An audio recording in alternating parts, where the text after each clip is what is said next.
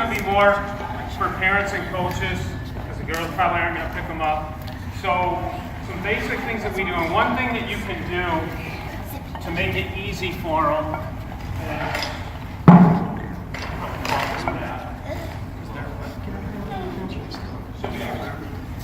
one thing you can do is you can have them sit on a bucket, and that eliminates all this other stuff that they have. No, we haven't done this year, so she might be a little rusty, but the basic of it is that it just gets their hand position. Okay, so it eliminates all the bottom, but they still want to feel, you want to teach them to feel that pressure on that, and then all they're going to do is swing.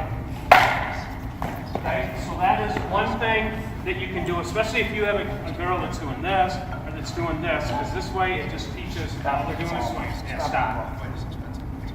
Okay, so see how her palm up, palm down, everything is going towards the ball. So she's not flying away, she is a little bit, right? But everything is going towards the ball. So you can just have them do that a couple of times. Again, I wouldn't over drill these kids because they're just not going to get it. If they don't do it right, then good, move on to something different, but at least try to work on it. Another thing we do a lot of is just regular tee work. So you just put them on a tee. And this is a little advanced probably for this group, but for the older ones you can do it. You can set up 2 tees. So one is inside. The outside pitch you always hit further back in the zone. So you just put 1 tee inside, and then they go right to the outside tee. So that's another good one that as they advance that they can do, and it's just something different. I've learned that the more different things you do with girls, the more you're going to keep them engaged. Inside pitches they're hitting, they're out front, right? On an inside pitch, they're out front hitting. That's why that tee's farther ahead. Outside pitches, it's back in the zone, they're hitting it over the plate so they can hit it where it's pitched. And ideally, this ball should go there. It shouldn't go there. Another thing that you can do to try to give them a visual is either tie a string or a piece of tape to the fence and just teach them that they want to keep their bat on that plane as long as possible. Because a lot of people will finish right there, like that. This way they have to finish, and it just gives them a visual that they can do. Another good one is line up here now. Yeah, this is a really good one. Hit it. Okay, so a lot of kids will drop their hands, right? So if you put a tee, behind it, it's instant feedback if they're dropping their hands. Yeah. Yeah. So hit that. Watch it drop her shoulder. Every time. I bet you will see this a whole bunch, especially with young people.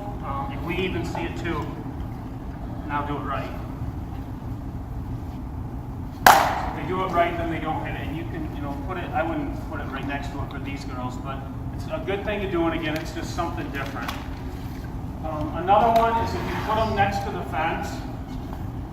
So have them line up on the fence and get back with that length away. If their hands are coming out, which is what you don't want to go wrong with that, then that's what's going to happen if they do it right. So that teaches them to keep their hands here as opposed to here, which is a huge thing with young people, is they'll get their hands out. So again, that's another good drill that actually will probably be somewhat fun. Keep them from extending here instead of out here. They got to keep their hands in there like they're hitting the ball. Keep them tight, that donut. Another good thing, and this is something that we use all of the time. We used it in travel. Every one of the girls on our travel team had one of these, and every one of those girls went and played in college, and they used this religiously.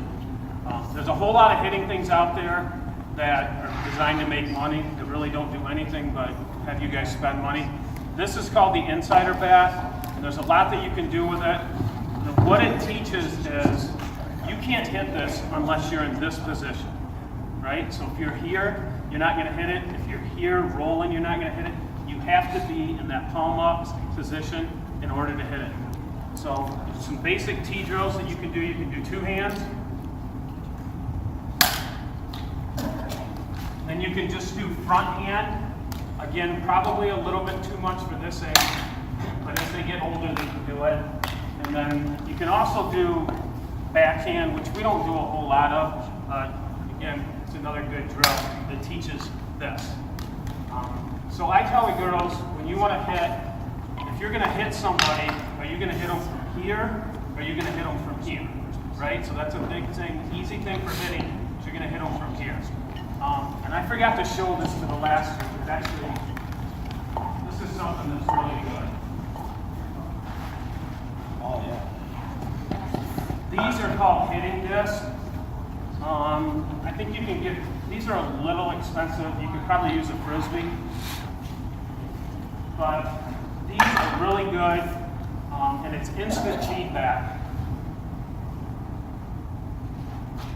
Okay, so that's pretty good. Palm up, Do it palm wrong. down. So this is what happens when she does it wrong. Let's see how it went that way now.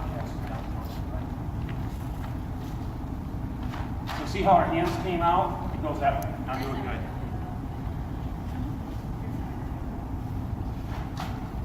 So if your hands are here, then it's going to go straight.